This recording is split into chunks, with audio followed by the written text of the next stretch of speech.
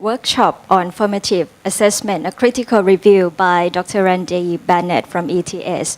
We have heard a lot about formative assessment throughout this conference in different points of views. And this morning we also heard Dr. Pisan Soituram, the previous president of IPST, talked about the formative assessment implementation in Thailand. That's although it's ideal, but the implementation is not very successful so far. So we'll get to hear from Randy about the critical review of the formative assessment. This session runs until 12:30. And if you want to ask questions, please raise your hand and I'll bring you the microphone because this session is going to be recorded. And with the microphone, it would help very much with the recording of the voice. Okay. This is really going to be more of a lecture than a workshop, so I apologize if you were expecting to do the kinds of activities that are often done in a workshop, because we won't be doing that unless you find your own to do while I'm lecturing. Can't hear? Okay. Unless you find your own to do while I'm lecturing. Okay, that's better. In the U.S., we're just about to enter a period of what could be very significant education reform. And that reform is being encouraged by large federal investments, including ones that are directed at educational assessment. And among the reforms being proposed is the development and large-scale implementation of formative assessment. In today's talk, I'm going to focus on issues that I think need to be addressed for such reform to be successful in the U.S. context. However, I think that you'll find that the issues I raise are applicable to Thailand, Hong Kong, Singapore, Malaysia, India, wherever it is that formative assessment is being considered as an approach to helping students and teachers understand and promote learning. I've divided this presentation into several interrelated topics, which I've called the definitional effectiveness, domain, measurement, and professional development and system issues. In a talk I gave at IAEA last year, I focused on the effectiveness issue only. And in today's talk, I'm going to go through all 6 of these topics, including effectiveness, because effectiveness really is central to all of these other concerns. So after running through these topics, I'll summarize the main points of the talk. And if you're interested in reading this paper, I can give you a copy, but it's going to appear in the journal Assessment and Education, which you get if you're an IAE member. So let's begin with definition. What exactly is formative assessment? The distinction between the summative and formative roles was first proposed in the context of program evaluation by Michael Scriven in 1967. For Scriven, summative evaluation provided information to judge the overall value or worth of an educational program, whereas formative evaluation was targeted at facilitating program improvement. It was Benjamin Bloom who, using the very same terms, made a similar distinction, but this time with respect to students. For Bloom, summative evaluation was used to judge what the learner had achieved at the end of a course or program, and formative evaluation was intended to provide feedback and correctives at each stage in the teaching learning process.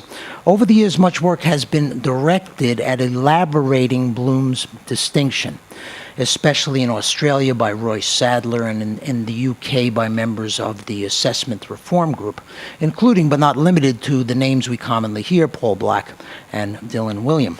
Even so, the essence of Bloom's distinction still holds, though the terminology has changed to formative assessment to connote a focus on students rather than programs. Perhaps more interesting from a definitional perspective is that with its recent popularization in the US and many other countries, the concept has become somewhat confused. According to the September 17, 2007 edition of the newspaper Education Week, the test industry is split over formative assessment. In fact, Ed Week says there's a war of sorts going on within the normally staid or conservative assessment industry, and it's a war over the definition of a type of assessment that many educators understand only in the sketchiest fashion. Further, Ed Week reports that testing expert Richard J. Stiggins says he's stopped using the term. The split referenced by Ed Week has on one side of it those who believe formative assessment refers to an instrument, like a diagnostic test or an interim or benchmark assessment or an item bank from which teachers might create such tests. Formative assessments of this kind will typically produce one or more scores claimed to have diagnostic value and will generally require cycle times more suited to instructional units and marking periods than to daily lessons. Not surprisingly, this view of formative assessment is very popular among test publishers because it represents something that they know how to produce and sell. Examples include the Pearson Progress Assessment Series, CTB McGraw-Hill's Acuity, and the ETS Formative Assessment Bank, an advertisement for which is shown here, which is really nothing more than a large collection of mostly multiple choice test items. The other side of this split, populated more by educators and researchers than by test publishers, is the view that formative assessment is not a test, but a process, a position that Jim Popham, among many others, has articulated. In this view, the process produces not so much a score as a qualitative insight into student understanding. This camp further argues that the distinguishing characteristic is when the results are actually used to adapt the teaching to meet student needs. Such adaptation will typically occur over very short cycles within or between lessons. These ideas are brought together in a recent definition promulgated by the U.S. Council of Chief State School Officers, which says formative assessment is a process used by teachers and students during instruction that provides feedback to adjust ongoing teaching and learning to improve students' achievement of intended instructional outcomes. And this definition is very similar to many other definitions that you will see in the literature, which tend to be a sentence or two long. The popular version of this position is that as long as the results are used to change instruction, virtually any instrument may be used formatively, regardless of its original intended purpose. To my mind, taken to their extremes, each of these positions is a bit of an oversimplification. It's an oversimplification to define formative assessment solely as an instrument, because even the most carefully constructed instrument is not going to be effective instructionally if the process surrounding the use of that instrument is flawed. By the same token, it's an oversimplification to define formative assessment solely as a process, because even the most carefully constructed process is unlikely to be effective if the instrumentation or methodology that are used in that process is not well suited to the purpose. Process can't somehow rescue unsuitable methodology, nor can instrumentation save a flawed process. As a consequence, I'd argue that a strong conceptualization of formative assessment needs to pay attention to both process and instrumentation or methodology, and how those two work together to promote learning. On an earlier slide, it was reported that Rick Stiggins has stopped using the term, presumably because it has lost meaning. Many advocates of the process view now prefer to use assessment for learning to signal formative assessment and assessment of learning to mean summative assessment, because these newer terms are felt to be more descriptive. From a definitional perspective, however, this substitution I find highly problematic, because what it does is absolve summative assessment of any responsibility whatsoever for supporting learning. Further, this terminology also potentially leads to oversimplifying what is in fact a more complex relationship. The relationship is more complex because if carefully crafted, summative assessments should fulfill their primary purpose of documenting what students know and can do, but should also, by careful design, successfully meet its secondary purpose of supporting learning. in at least two ways. First, Laurie Shepard argues that if the content, the format, and the design of the summative test offer a sufficiently rich representation of what it is students are supposed to be learning, then preparing for the test can be a valuable learning experience. Preparing helps to consolidate knowledge, it helps students rehearse, etc. Second, the summative test may be able to provide a limited type of formative information by pointing teachers to areas and students of concern upon which they should follow up. Notice that I don't claim that any summative assessment can support learning effectively, but only those that are designed purposefully to do so. By the same token, well-designed and implemented formative assessment ought to suggest how instruction should be modified, its primary purpose, but also suggest to the teacher what students know and can do. That is, confirming or disconfirming results that the teacher is seeing from summative tests.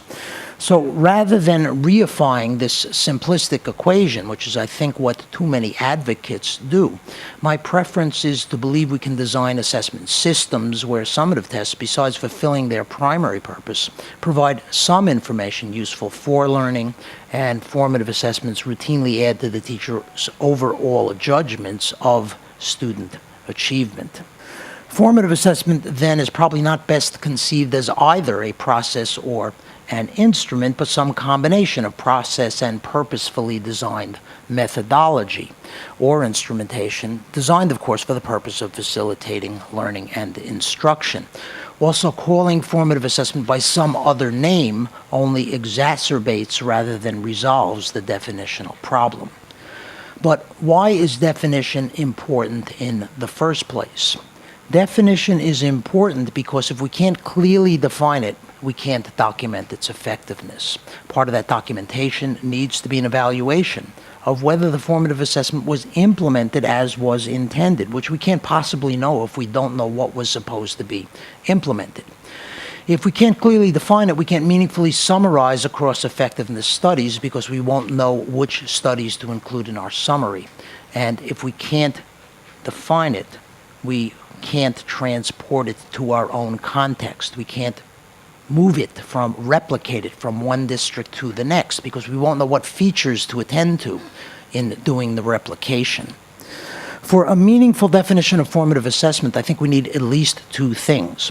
First, a theory of action that identifies the components of formative assessment, the rationale behind each of those components, and how those components are supposed to work together to create some desired outcome.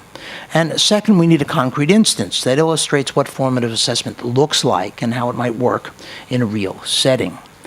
In this regard, the Keeping Learning on Track, or KLT program, developed by Dylan William, is a provocative example because it provides both a theory of action and a concrete instance to illustrate at least one type of formative assessment. I'm going to describe the Keeping Learning on Track program in a bit of detail, not to endorse it, but simply to help highlight some key issues. The theory of action revolves around what Dylan William calls one big idea and 5 key strategies. The big idea is of teachers and students using evidence to adapt teaching and learning to meet immediate learning needs minute to minute and day by day. The 5 key strategies are sharing learning expectations, questioning, feedback, self-assessment, and peer assessment. And if you're familiar with the formative assessment literature, these strategies will be very familiar to you.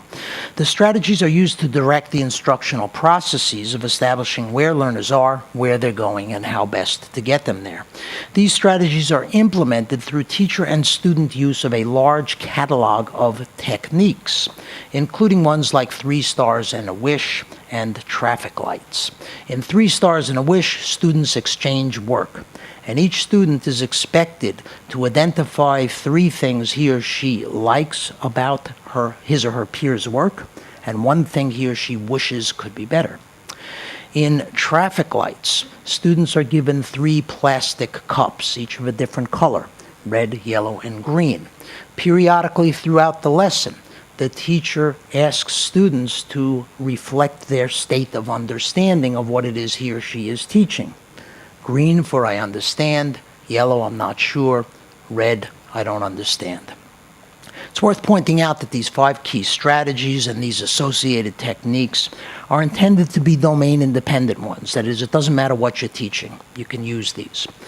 With links to cognitive scientific theory, to be sure, particularly that segment of the field concerned with learning through social interaction, sharing learning expectations, questioning, feedback, self-assessment, peer assessment, are intended to, among other things, help students develop internal standards for their work, reflect upon it, and ultimately take responsibility for learning.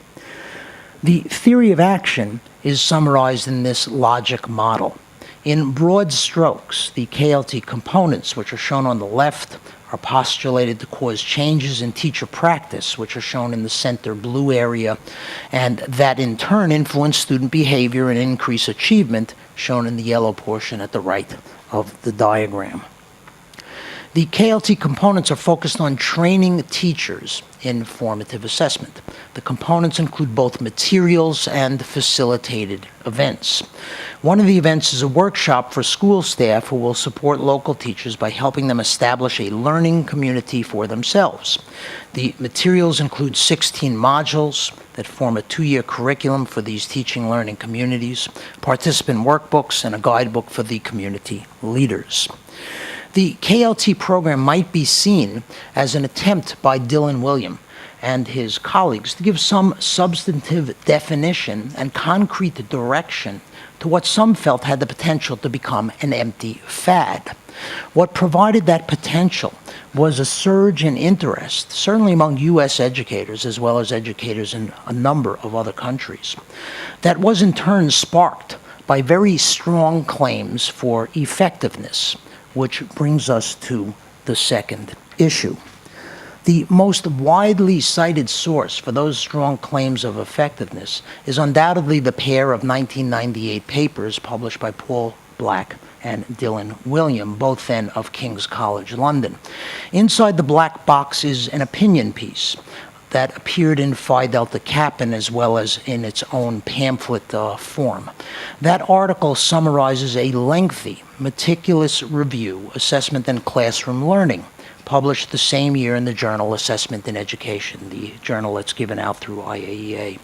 One or the other article has been used routinely to undergird claims for the effectiveness of formative assessment. So, for example, one highly respected U.S. testing expert writes, based on their meta-analysis, Black and William report effect sizes of between 0.4 and 0.7 in favor of students taught in classrooms where formative assessment was employed. If you're unfamiliar with the concept of effect size, this claim, if generalized, would essentially double the average growth U.S. school children in the upper primary to lower secondary grades would be expected to make on standardized tests in a school year. So it's not a trivial claim. A second expert, also well-respected, states, English researchers Paul Black and Dylan William recently published the results of a comprehensive meta-analysis and synthesis of more than 40 controlled studies of the impact of improved classroom assessment on student success. This author goes on to cite the same 0.4 to 0.7 effect sizes as claimed on the previous slide. This quote comes from 1999, just a year after the Black and William papers were published. But look at this 2006 quote, again by the same author. Black and William, in their 1998 watershed research review of more than 250 studies from around the world on the effect of classroom assessment, report gains of a half to a full standard deviation. So the number of studies has grown from 40 to 250, and the effect size claim has increased from what might be called small to medium to what might now be called medium to large. And in this quote from the same 2006 article, it stated that Bloom and his students made extensive use of classroom assessment for learning and reported subsequent gains in student test performance of 1 to 2 standard deviations. A stronger claim still, and one that if generalized would be roughly 3 to 6 times annual average U.S. student growth. Similar claims are made by a third expert on this presentation slide from a 2007 assessment conference available on the internet. Note that the effect size claim here attributed to Black and William is the same incorrect one we encountered from a different author a few slides back. Effect sizes are not the only metric in which impact claims have been made. The same basic assertions appear phrased in terms of improving student test performance, some number of percentile points in the achievement distribution, increasing student learning by some number of months or years, or even moving countries who performed middling on international assessments like PISA or TIMSS to the top of the pack. So the essential argument being put forth by these and many other advocates is that empirical research proves formative assessment causes medium to large achievement gains, and that these results come from trustworthy sources, including rigorous meta-analyses and noteworthy individual studies. Let's take a closer look. We'll start with the idea of meta-analysis because it's been so frequently cited in the effectiveness claims to imply methodological rigor. For example, in a 3-page book section entitled The Black and William Meta-Analysis, Jim Popham uses that term 12 times. If you're not familiar with it, meta-analysis was originally conceived as a method for describing the empirical results observed in a research literature, though it's since been elaborated for inferential purposes. In its simplest form, meta-analysis is a pooling of results from a set of comparable studies that yields one or more summary statistics, including what's commonly called an effect size, typically computed for experimental studies as the difference between the treatment group and control group means divided by the spread of scores or standard deviation.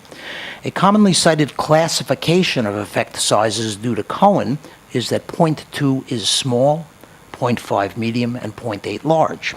2 standard deviations would be pretty much off the scale. But like any method, meta-analysis can produce meaningless results. So caveat emptor, let the buyer beware. The results of meta-analysis probably should be considered suspect when, for example, studies are too disparate in topic to make summarization meaningful. Multiple effects too often come from the same study or authors, so any errors made by those authors are propagated through all of those effects. Study characteristics like datedness or technical quality are not considered. Or the meta-analysis itself is not published so that the methods are unavailable for critical review. In this regard, a major concern with the original Black and William review is that the research covered in the Assessment in Education article is too disparate to be summarized meaningfully through meta-analysis. That article includes studies related to many topics: feedback, student goal orientation, self-perception, peer assessment, self-assessment, teacher choice of assessment task, teacher questioning behavior, teacher use of tests, and mastery learning systems. That collection of studies is simply too diverse to be sensibly combined and summarized by a single effect size statistic or a range of effect sizes. And more people might know that fact if they carefully read the original article. On page 53, in a section titled No Meta-Analysis, Black and Williams say the following: "It might be seen desirable for a review of this type to attempt a meta-analysis of the quantitative studies that have been reported. Individual quantitative studies which look at formative assessment as a whole do exist, although the number with adequate and comparable quantitative rigor would be of the order of 20 at most. However, whilst these studies are rigorous within their own frameworks and purposes, the underlying differences between the studies are such that any amalgamations of their results would have little meaning." In their review article, then, Black and Williams report no meta-analysis of their own doing, nor any quantitative result of their own making. The confusion may occur because in their brief phi delta cap and position piece, they do in fact attribute a range of effect sizes to formative assessment. However, no source for these values is ever given. As such, these effect sizes are not the quantitative result, meta-analytical or otherwise, of the Black and Williams review, but rather a misinterpretation that has essentially become the educational equivalent of what in the U.S. would be called urban legend. Even so, the review does provide a valuable and supportive qualitative synthesis, though of a broad array of literatures and not of any single well-defined class of treatment that we might call formative assessment. Whereas the Black and William articles are probably the most frequent derivation for the claimed large impact of formative assessment, as suggested earlier, there are a number of other commonly cited sources, but each such source raises concerns that call the size of the claimed effects into question. Let's start with the Bloom studies that reputedly found effects of between 1 and 2 standard deviations, somewhere between large and huge. That claim comes from a 1984 article titled The 2 Sigma Problem, the search for methods of group instruction as effective as one-to-one tutoring. The article is based largely on dissertations by Bloom's students. In 1987, 3 years after Bloom's article was released, Robert Slavin published a comprehensive literature review which included these very same studies. Slavin concluded the following: Bloom's claim that mastery learning can improve achievement by more than 1 standard deviation is based on brief, small, artificial studies that provided additional instructional time to the experimental classes and not to controls. In longer-term and larger studies with experimenter-made measures, effects of group-based mastery learning are much closer to 1/4 standard deviation. And in studies with standardized measures, there's no indication of any positive effect at all.